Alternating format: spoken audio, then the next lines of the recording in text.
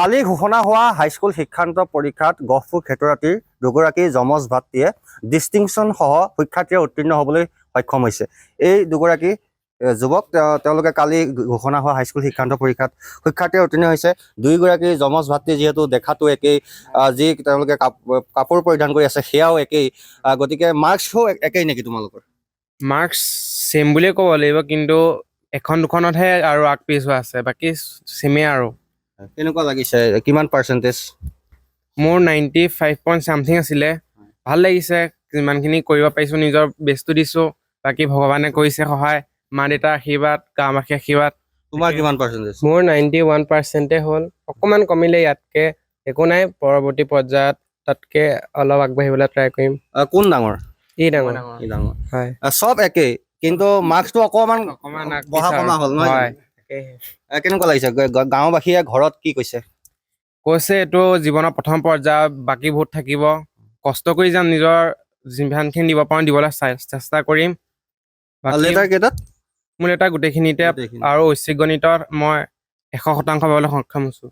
পঢ়া শুনা দুইজনে একেলগে মিলা মিছাকে কৰিছিল নে আলোচনাৰ মাধ্যমে? আলোচনাটো কৰিছিলোঁ, এইটো সহায় হৈছিলে, কিন্তু আমাৰ পঢ়া টেবুল বেলেগ আছিলে, সকলোখিনি বেলেগে আছিলে, কিন্তু আমি কিবা নোৱাৰিলে আলোচনা কৰিছিলোঁ, ইটোৱে নোৱাৰাটো সিটোক দেখুৱাইছিলোঁ, এনেদৰে কৰিছিলোঁ আৰু। মানে দুয়োগৰাকীয়ে পঢ়া শুনাৰ ক্ষেত্ৰতো একেই আলোচনা কৰি আলোচনা মই কৰিছিলোঁ, যোনটো অলপ টান পাইছিলোঁ বিষয়, সেইটো দুয়োটাই ডিছকাশ্যন কৰিছিলোঁ, এনেকৈয়ে কৰিছিলোঁ।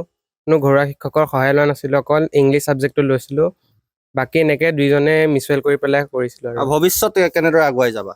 ভৱিষ্যত মই কলা শাখাত যাম বুলি ভাবিছোঁ, আৰু পৰৱৰ্তী পৰ্যায়ত সিদ্ধান্ত কৰিম কি কৰা যায় ভালকৈ। দুইজন দেখাত একেই? হয় হয়।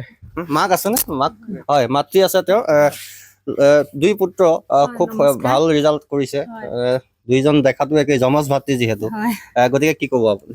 হয়, বহুত ভাল লাগিছে। সিহঁতৰ মানে সৰুতে তোলাত অলপ কষ্ট হৈছিলে, কিন্তু এতিয়া মানে এনেকুৱা হোৱাত ভাল লাগিছে। আৰু দুইটাই মানে পঢ়োঁতেনেও ভালকৈ, আৰু বাকী ঘৰতো মানে সহায় কৰি দিয়ে মোক। আমি প্ৰথমবাৰ যেতিয়া দেখো দুইজন একে, আমি কোন নামে মানুহে চিনি পাবলৈ অকণ কঠিন হ'ব। আপোনাৰো কেতিয়াবা তেনেকুৱা হয় নেকি? নাই, মোৰ নাই হোৱা। মানে মোৰ সেইটো মাতটো দিলেও বা দেখিলেও পটককৈ ধৰিব পাৰোঁ। আৰু এতিয়া কি পঢ়িব ভৱিষ্যতে? সিহঁতে আৰ্টছতে পঢ়িম বুলি ভাবিছে। আমিও মানে যেনেকৈ যায় সেইটোতে হেৰি, আৰু সিহঁতৰ সিদ্ধান্ত যি পঢ়ে। নিশ্চয়। আৰু দুগৰাকী আছিল যমজ ভাতৃ, তেওঁলোকে পঢ়া শুনাও একেলগে কৰিছিল, দুয়োগৰাকীয়ে ডিষ্টিংশ্যন পাইছে, গতিকে খুব এক ভাল ৰিজাল্ট কৰিছে।